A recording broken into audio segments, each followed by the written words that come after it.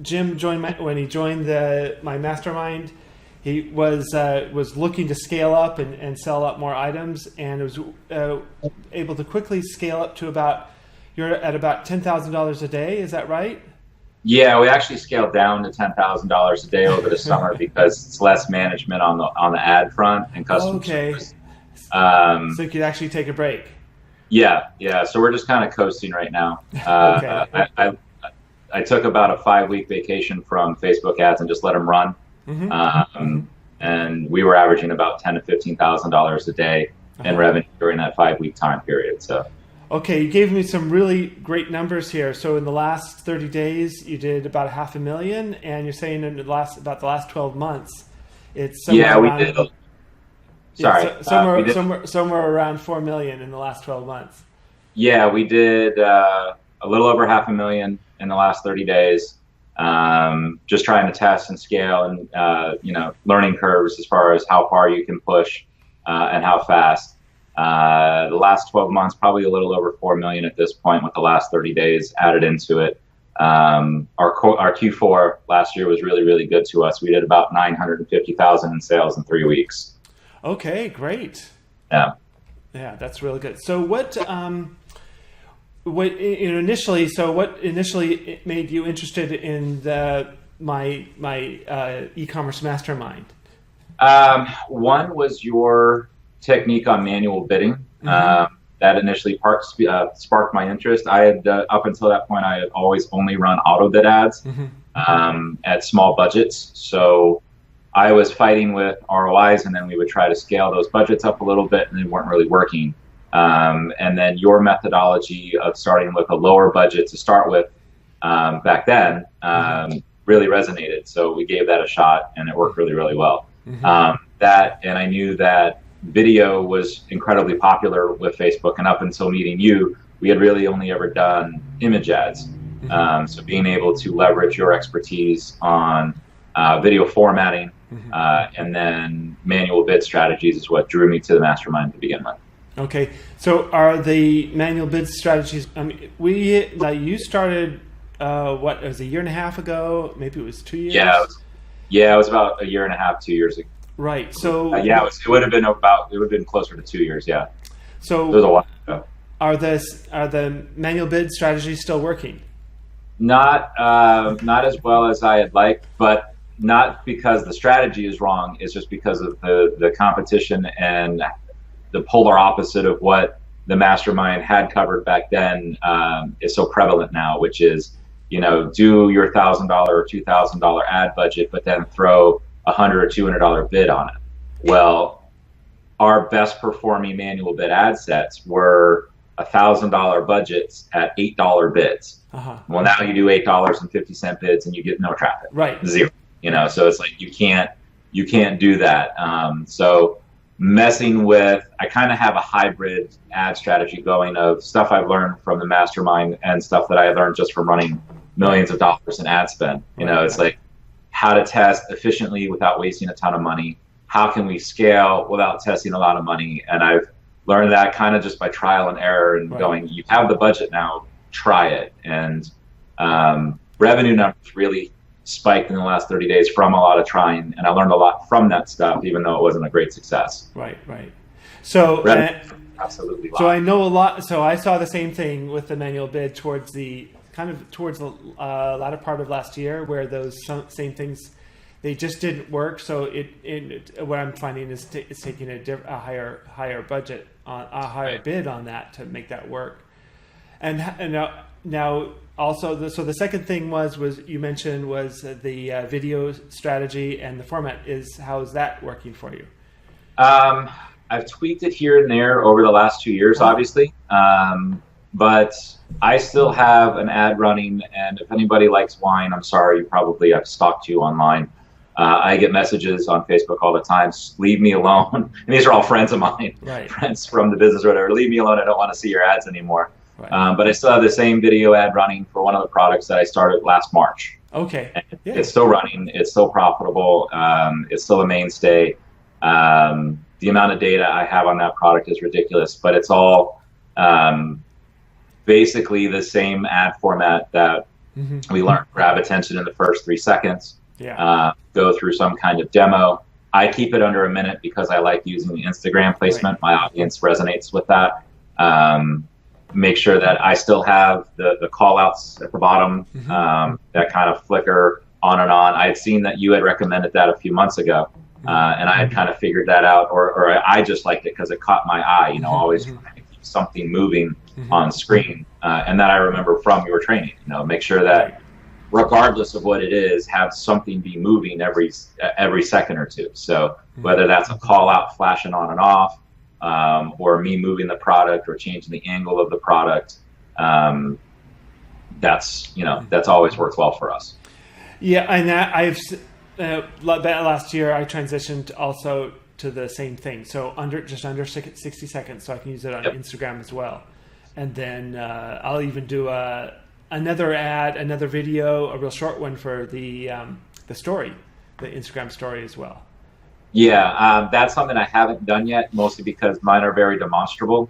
So I can't figure out how to do a 15-second snippet and get anything across. But I guess one of the things I'm working on now is CRO, conversion rate optimization to the store. When I switched to these really general products, our conversion rate, which for years was 6.5%, 7%. Now we're at 3.7%, and I can't seem to get off of it. So I'm kind of, instead of focusing on ads at the moment, we're focusing on trying to get that up as much as possible. But taking a snippet of just what the product does in 15 seconds and then having a full explainer video on the product page, I think that's the way I would do it, just to try it. So at the time, let's talk a little bit about before you joined the mastermind and and what changed. So where were you at before, and what happened? What was the result of the mastermind? We were averaging between $1,500 and $2,000 a day in revenue. It was very profitable revenue back then because everything was $5, $10, or $15 ad sets, all auto bid. And I knew we had some winners. I'm like, I don't understand how we can go from a 4X at $10 and then we bump it to $20 and all of a sudden it dies. So I remember distinctly you and I getting on a one-on-one call that was part of the membership, and we reviewed some of the ad sets, and we were going through this one product that was doing okay. I think the cost per conversion at that time was like $9 to $10, something like that. And we looked at the ad data, and you were like, well, flip it to manual and see what happens. So I did. It went from, I think I had gotten that ad set that we looked at like 90 or $100 on auto bid. So I flipped it to $1,000, went manual bid, and then the next day it spent about 180 of the $1,000. And I was like, we didn't get a sale for $50. We got one sale after $50, and I was like, okay, this may not work. And then we got a couple other sales, and we kind of broke even that first day after $180. The next day, they started coming in at like $6, $7 a clip, and it just went from there. And that was my first $4,000 day. And I don't know if I ever would have had the courage to do that on my own without having someone say, do that, try that, have a little faith in the system and faith in what could happen. Because at that point, $1,000 in a day was a lot of money for ads for me on one ad set.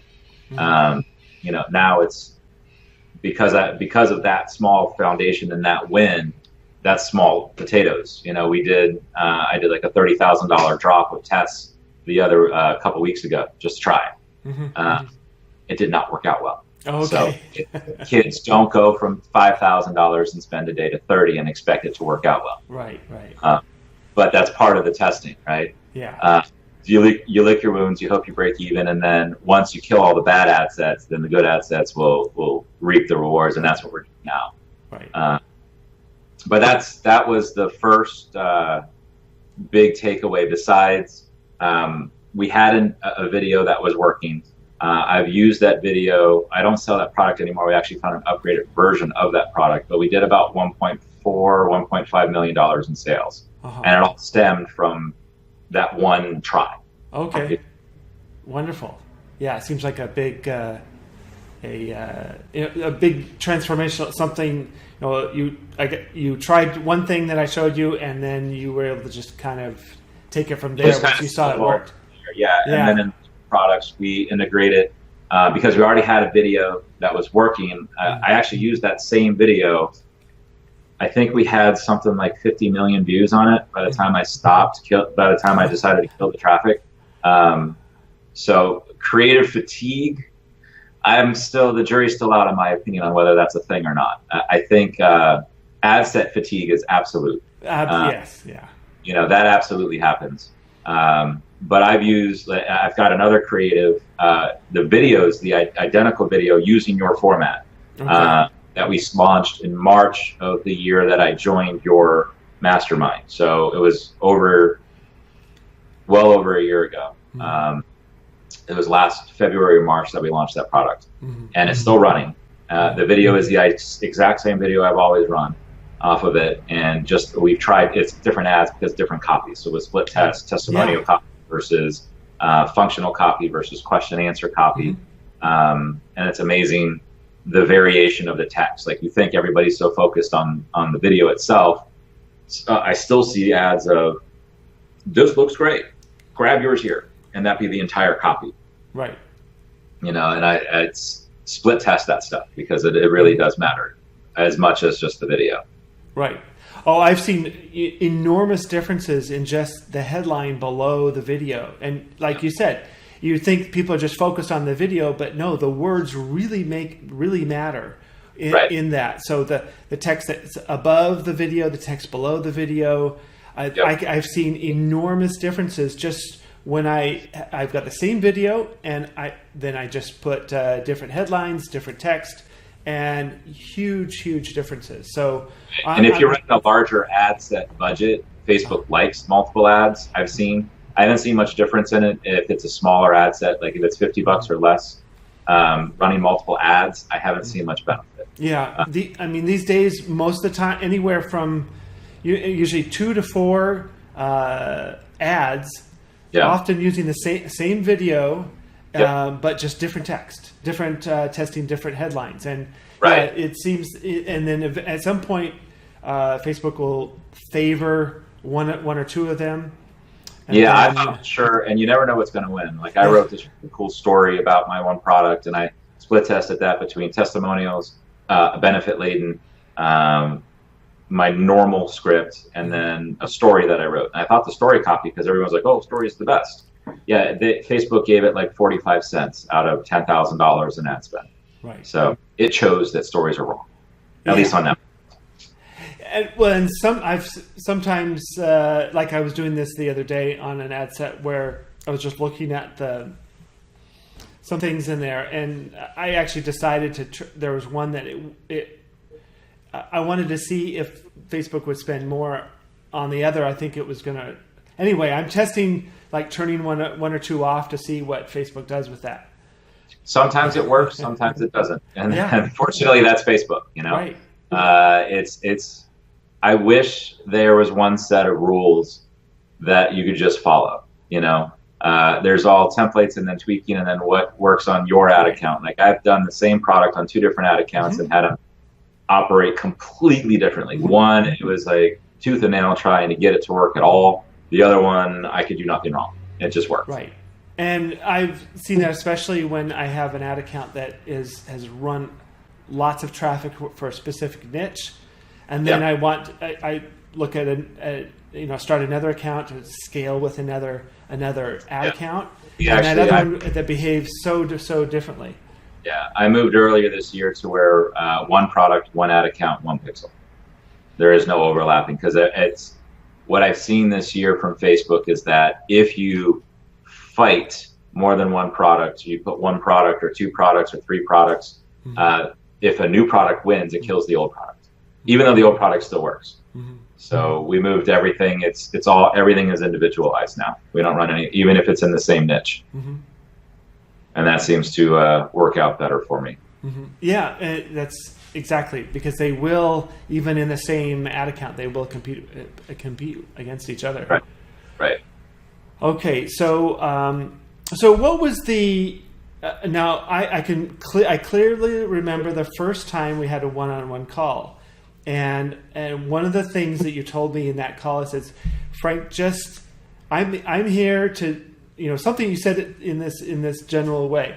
So Frank, I'm here. I really need to get to this point, right. And just let me know what I should do, and I'm just going to do it. And I told you on that call, I said, I'm so glad that you asked me that, because those that come into my mastermind with that, saying something like that, I've always found that they perform, they have the best results. And so that's what really impressed me about you, is when you started right there saying that to me directly on that first call. Yeah, I mean, I hired you as the expert, right? So I need your expertise. So I know how I would look at the ads. I know how I would interpret the data and what I would do, but I want to see, what do you do? Well, here's my data. Right. What do you do with it? How would you scale it? And then obviously, that's when we looked at that one ad set, and you were like, well, I would try this ad set and I would try this ad set. And I ran those two ad sets, different, like, duplicate versions of them for 8 months. Oh, great.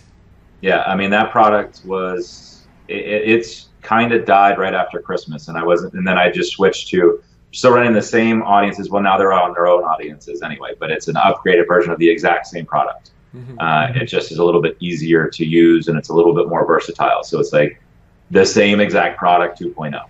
Okay. Okay. So now we've talked a little bit about, one of the things you talked about was the, just getting through that manual bidding.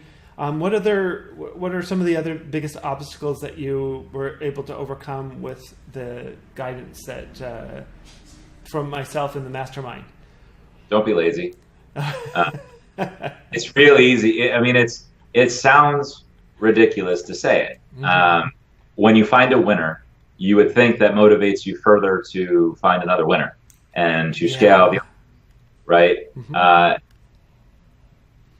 Most people will say, well, I found a winner and I'm making the money I want to make, so I'm just going to chill for a while. Yeah. And then stuff stops working and you go, oh, crap, this wasn't a lifelong dream. Really to go back in and keep working. So just your methodical approach of, okay, so you have this, you get a product in, consistently find products, bring them in, make your own videos, do your product testing, make sure they're at least a decent quality, and then consistently test. Mm-hmm. I think that is something that is taken for granted in our industry and in a lot of industries. Mm-hmm. That consistent effort will win pretty much all the time. I mean, I think that my biggest obstacle and I still fall into it, especially over summertime when we've got so many trips planned and you're spending so much time with the kids and they're out of school and all that stuff.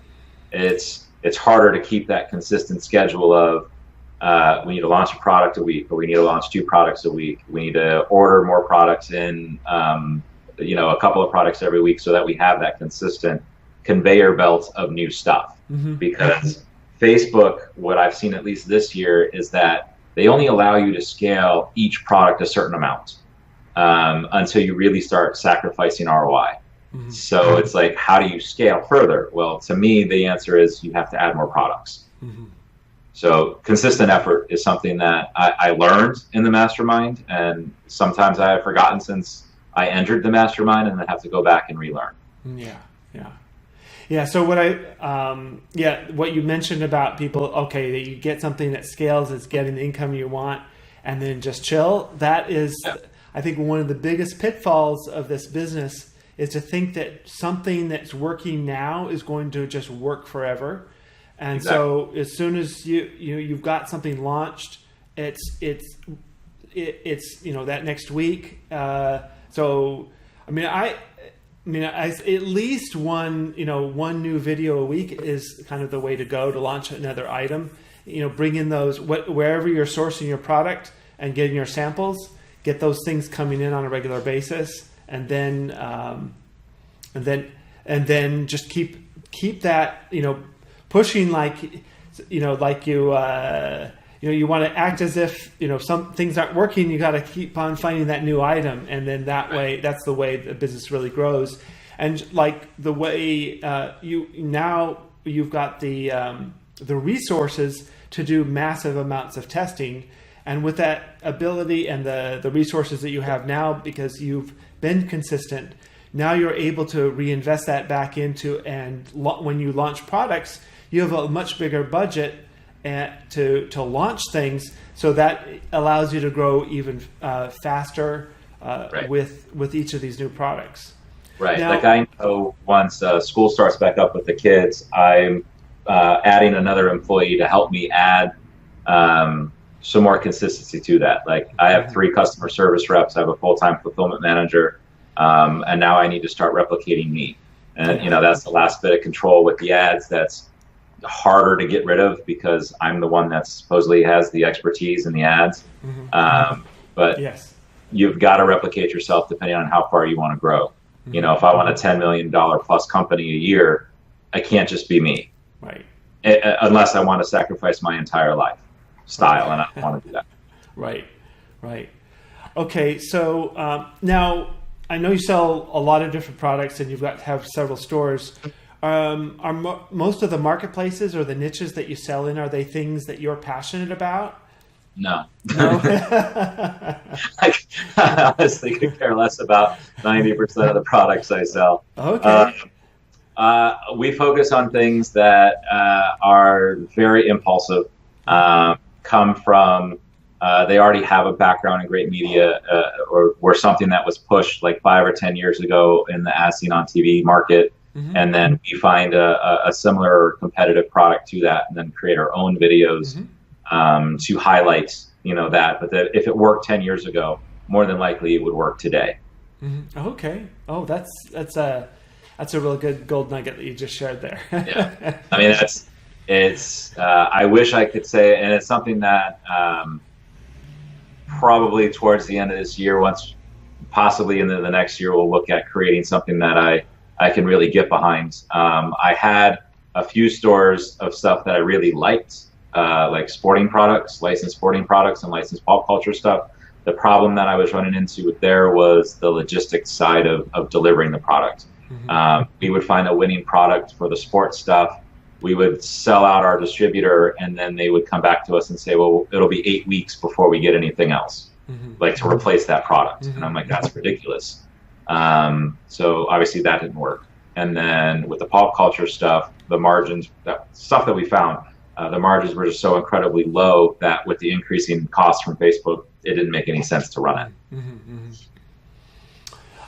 And are you bringing, are most of the items you sell, are they U.S. or Chinese? And if it's things you're importing, are you bringing them into the U.S. to fulfill?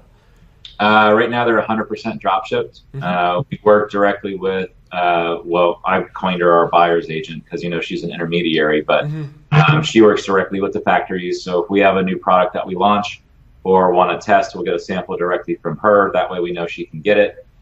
She handles all the logistics on her end. In fact, she just upgraded her tracking system to where now she will get live updates. We had a hiccup in the last 3 or 4 weeks where the airlines were contracted with Chicago O'Hare Airport, and they were running into issues with customs, meaning they could not, customs did not have enough staff members in Chicago to clear the stuff as it was coming in. So now we're going to 3 airports in the States. Chicago is still one of them. But now I think it's like LA and then somewhere out west, but I don't know. I forget the third one. But she is handling all of that stuff. So we got kind of lucky finding a really good connection over in China that handles most of our stuff. And when things are running smoothly with customs, we get stuff, our customers will get stuff in about 7 to 10 days. Yeah.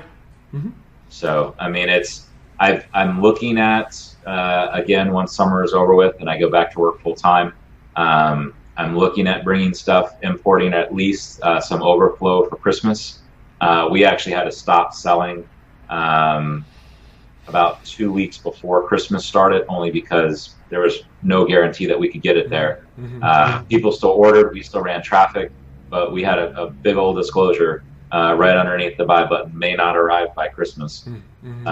So I'd like to continue to sell at least to the week prior, But obviously we're going to have some stuff stateside to do that. So I'm looking at sourcing. My concern is that shipping costs in the United States are so expensive and my products are not typically very expensive products. They range between the $20 and $30 mark for the most part. So if we're talking on one of our items, it cost me $3.80 to have it delivered from China. It cost me $66 plus the dollar pick and pack fee from a fulfillment center. So that's $366 just to have the thing delivered here in the States, not including product cost. So that means for me to break even on that without increasing my price on the product or charging shipping, I have to buy the item for 20 cents. I don't know how to do that yet. I'm currently buying it. My current offers are like $1.30 for the item, but I'm like, I don't know how to get from $1.30 to 20 cents. Right. Yeah. Right. The same thing with the Chicago. I've often seen when things go through Chicago, they tend to take longer. Yeah. And so we're trying to. I've seen that for years. Yeah, and it didn't used to be that way. I don't know why they changed, or maybe my volume just got too high or something like that. So we're working on figuring that stuff out. But obviously, that's why I have 3. I don't like drop shipping. I wish we could find some decent products, and that's something that we're going to look into finding. My hope is that we can find some of the distributors of the products that we're selling, and then try and negotiate directly with them that are here in the States. But again, I don't know price-wise. I haven't looked into it yet. So, or just selling higher priced items that it makes sense to do that with. Right. Okay. So what do you think, like, if there's just one thing about the mastermind training, what would be like the number one thing that was the most transforming thing that you learned?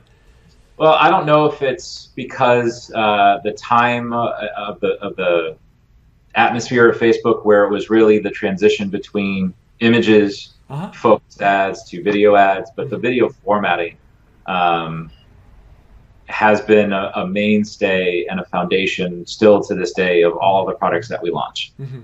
Every product that I do my own video for follows the same template of formats, showing the product in action for 3 seconds.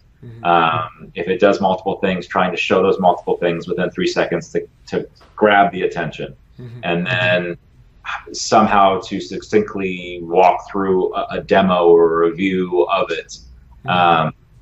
Square formatting on the video. So it's like taking those basic principles, but they're still our mainstay in every ad that we run. Right. Okay.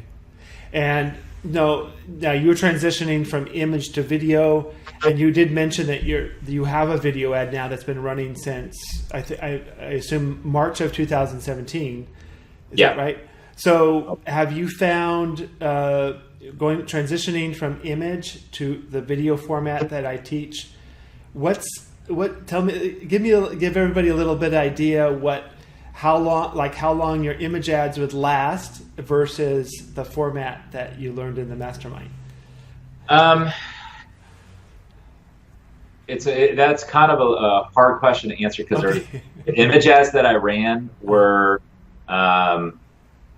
completely different products. Okay. So it's not like prior to this, I was selling primarily jewelry items, something that you don't need to demonstrate. Yeah, you really don't need to. Had image ads that would run for months, just like we have video ads. But I don't see how I could sell any products that I currently sell without a video. And using that format, I've tested other stuff. And using the format that you've taught, it's always been the most effective. Like, it's always our control, and then it typically wins. The way that we increase click-through rates off of it is just changing the copy and/or headline. Okay, all right. And so for people listening, or people looking to start to scale or scale their e-commerce business, what would you say to them about my e-commerce mastermind? Well, it made me go from $2,000 a day in revenue, and our highest revenue day was $52,000. Wow. That's fantastic. And this year we've done over 40 a couple of times. And it's to the point now where it's kind of like, I don't even look at top line revenue anymore. I just focus on profit. So it's a matter of, I want to make X number of dollars at the end of the day. How much revenue or how little revenue can I get away with to still make that same money? And then leveraging the video techniques that you have and some of the ad formatting stuff that we've talked about in the past has allowed me to very consistently do that. It's been if you look at stats from our store, we had a big spike up to $40,000 on our testing day. Then we dropped to 27.